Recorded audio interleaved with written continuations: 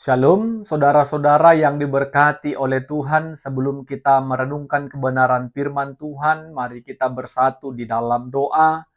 Terima kasih kami ucapkan kepadamu ya Tuhan, Tuhan yang memelihara dan menyertai kehidupan kami. Kami bersyukur saat ini Roh Tuhan tetap memimpin dan memelihara kami untuk boleh memperdengarkan dan mendengarkan kebenaran firman Tuhan. Biarlah ketika firman Tuhan akan kami dengarkan, Roh Kudus Tuhan tetap diam dalam kami, mengajari, memimpin, dan menolong kami untuk mengerti kebenaran firman-Mu. Dalam nama Yesus kami berdoa dan bersyukur. Amin.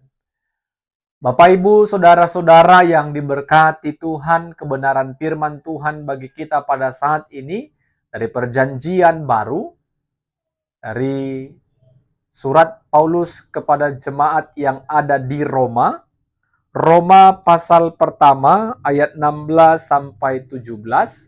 Roma pasal pertama ayat 16 sampai 17. Kami akan bacakan kebenaran firman Tuhan bagi kita, demikianlah firman-Nya.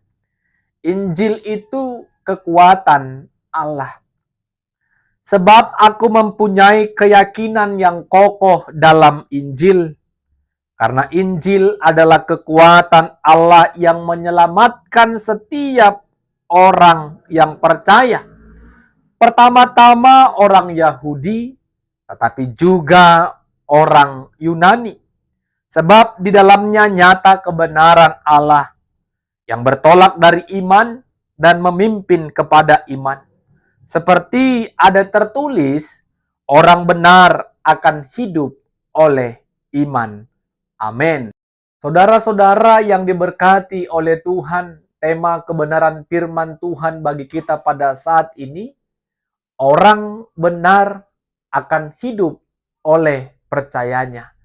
Orang benar akan hidup oleh percayanya. Saudara-saudara yang dikasihi oleh Tuhan, tentu kalau kami mengatakan pada saat ini, semua manusia di tengah-tengah dunia ini tanpa terkecuali adalah orang-orang yang berdosa. Atau ada di antara kita yang berani mengatakan pada saat ini dalam hati kita, aku adalah orang yang tidak berdosa.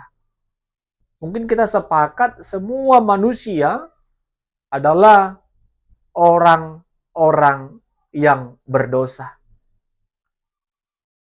Dosa adalah suatu hal yang tidak berkenan di hadapan Tuhan. Jadi ketika kita melakukan perbuatan, kesalahan atau kejahatan yang tidak berkenan di hadapan Tuhan, yang tidak sesuai dengan kehendak Tuhan, maka sesungguhnya kita sudah melakukan dosa. Dan dosa akan menjadi ketakutan dalam kehidupan orang yang melakukannya. Dosa akan menjadikan ketakutan bagi kehidupan manusia. Karena dosa akan membuat kehidupan manusia mengalami kebinasaan. Seperti yang dikatakan Rasul Paulus dalam Roma 6 ayat 23. Upah dosa adalah maut. Jadi orang-orang yang melakukan dosa bagiannya adalah maut. Binasa. Dan itu akan menjadi sebuah ketakutan dalam kehidupan manusia karena dosa yang akan terus membayang-bayangi kehidupan manusia. Karena Paulus tegas tuliskan, upah dosa adalah maut. Bapak, Ibu, saudara-saudara yang diberkati Tuhan. Kalau kita melihat kembali ketika manusia pertama yang diciptakan oleh Tuhan, yaitu Adam dan Hawa. Sebelum mereka melakukan perbuatan atau melanggar perintah Allah, hubungan Allah dengan Adam dan Hawa sangatlah baik.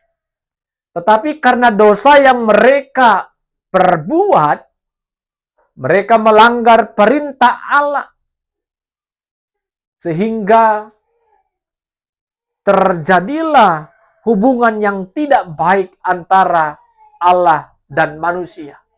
Hubungan Allah dan manusia menjadi rusak. Tetapi kalau kita lihat, baca dalam kebenaran firman Tuhan, karena Allah yang menciptakan manusia itu pada dasarnya adalah Allah yang penuh kasih, sehingga Allah tidak menginginkan manusia yang diciptakan itu mati binasa karena dosa yang diperbuatnya. Sehingga karena kasih Allah lah Dia mengaruniakan anaknya yang tunggal, yaitu Yesus Kristus. Agar setiap orang yang percaya kepada Yesus tidak mengalami kebinasaan, tetapi beroleh hidup yang kekal. Tentu Yesus Kristus yang menjadi anak Allah ini adalah jalan satu-satunya agar manusia yang berdosa tidak mengalami kebinasaan.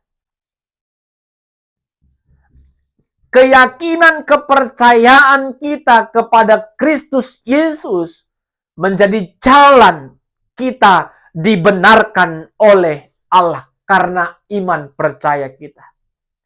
Jadi Yesus Kristus adalah Injil.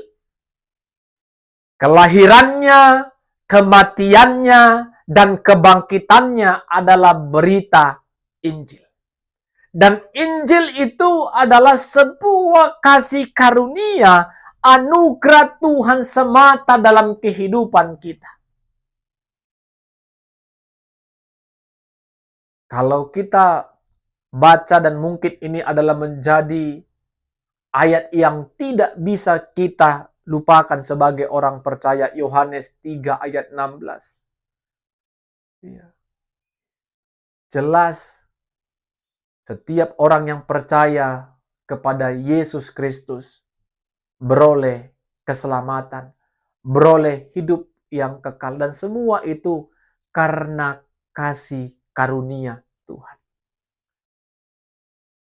Saudara-saudara yang diberkati Tuhan, Paulus juga menuliskan dalam suratnya Efesus 2 ayat 8. Bukan karena usaha kita diselamatkan, tetapi karena kasih karunia Tuhan. Karena iman, karena anugerah Tuhanlah kita beroleh keselamatan. Bukan karena kita cukup baik, bukan karena kita hidup saleh. Perbuatan baik, kesalehan itu akan menjadi kesia-siaan kalau kita tidak menaruh kepercayaan iman kita kepada Injil, yaitu Kristus Yesus. Sehingga Rasul Paulus tegaskan dalam suratnya kepada jemaat yang ada di Roma, kalau Injil itu adalah kekuatan Allah. Kalau Injil itu adalah Injil yang dapat membenarkan apa yang dimiliki oleh jemaat yang ada di Roma, kekuasaan, kepandaian, segala jabatan yang mereka miliki tidak akan dapat membawa, menuntun mereka kepada keselamatan. Hanya karena Injil lah orang-orang bisa diselamatkan, orang-orang bisa ditebus. Seharusnya kita manusia yang berdosa, yang dihukum, yang disalibkan. Tetapi karena kasih Allah, Dia korbankan anaknya yang tunggal untuk menebus, menggantikan posisi yang seharusnya kita dihukum, Yesus Kristus yang harus mati di kayu salib. Jadi Yesus mati di kayu salib itu karena dosaku, katakan kepada kita masing-masing. Yesus disalib karena dosaku. Sehingga saudara-saudara, ketika kita hidup dalam dosa tentu kita akan mengalami kelemahan. Tetapi ketika kita percaya kepada Injil itu, kepada Yesus Kristus itu, sesungguhnya kita beroleh kekuatan, beroleh topangan, beroleh keselamatan. Dan itulah yang mau disampaikan agar jemaat yang ada di Roma mengimani kalau Injil adalah kekuatan yang berasal dari Allah. Injil itu dapat membenarkan mereka. Injil itu dapat membebaskan mereka dari dosa. Saudara-saudara yang diberkati oleh Tuhan. Tentu kalau kita hidup di dalam melakukan aktivitas sehari-hari kita, kita dapat menghitung, bahkan tidak bisa kita hitung seberapa banyak dosa yang kita perbuat. Dan dosa itu tidak bisa kita hapuskan karena perbuatan baik kita, karena kesalehan hidup kita. Tidak dapat. Hanya karena iman kita kepada Yesuslah, kepada Injil itulah, sehingga kita beroleh hidup yang kekal. Sehingga kita beroleh keselamatan. Dan tentu apa yang harus kita lakukan? Keselamatan, kekuatan yang sudah kita terima, kita peroleh karena iman kita kepada Yesus adalah bersyukur kepada Tuhan. Saudara-saudara, apa yang boleh kita renungkan pada saat ini? Poin yang pertama, kita manusia tidak dapat bebas dari belenggu dosa dengan usaha kita sendiri. Kita bisa bebas dari dosa hanya karena iman percaya kita kepada Injil. Iman percaya kepada Yesus Kristus. Ketika kita sudah beriman kepada Kristus Yesus, buah dari iman itu tentu kita boleh melakukan kebaikan, perbuatan yang dikehendaki, yang berkenan di hadapan Tuhan. Tapi poin yang pertama adalah iman kita kepada Tuhan, kepada Yesus Kristus, kepada Injil itu. Dan ketika kita sudah mengimani Injil itu yang menyelamatkan kita, buah dari iman itu kita hidup melakukan perbuatan yang baik. Poin yang kedua, Yesus Kristus adalah Injil. Sehingga ketika orang mendengar berita Injil, mengimani berita Injil, mengimani Yesus Kristus yang telah mati, bangkit, dan datang ke dunia untuk menyelamatkan hidup kita, maka di sanalah kita beroleh kekuatan dan keselamatan yang daripada Tuhan. Jadi Injil Kristus Yesus itu adalah anugerah, kasih karunia Tuhan semata dalam kehidupan kita orang berdosa. Poin yang ketiga, kita dibenarkan karena iman. Tetapi tugas kita masih ada. Sama seperti yang dikerjakan oleh Rasul Paulus. Kalau kita boleh dimampukan, ditolong oleh Tuhan, menyampaikan kebenaran yang kita imani kepada orang lain yang belum pernah mendengarkan berita kebenaran firman Tuhan ini. Agar semua orang yang berdosa beroleh keselamatan, dibenarkan dalam Kristus Yesus. Kita bisa mempraktekkannya, melakukannya dengan gaya hidup kita sebagai orang Kristen, sebagai orang yang telah ditebus oleh Yesus. Sehingga orang yang melihat kita merasakan ada kebaikan Tuhan, ada keselamatan Tuhan dalam kehidupan kita. Saudara-saudara, tentu dari semua yang kita renungkan saat ini,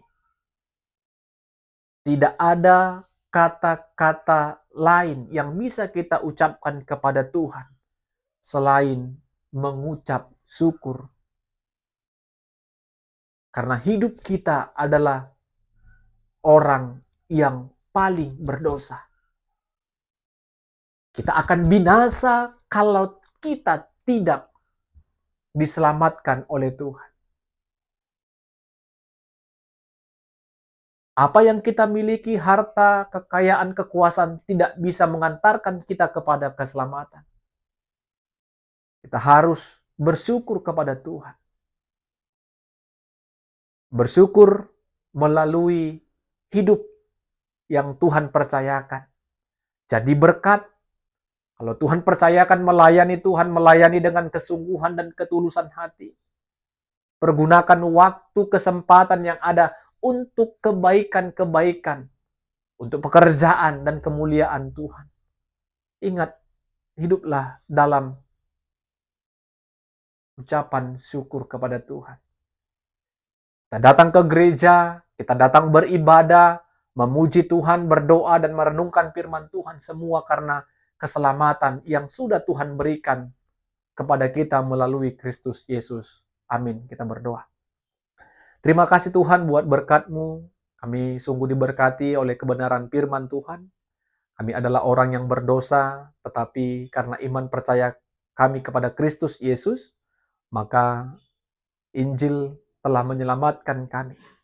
Tolong kami Tuhan untuk tetap memelihara iman percaya kami, sehingga kami boleh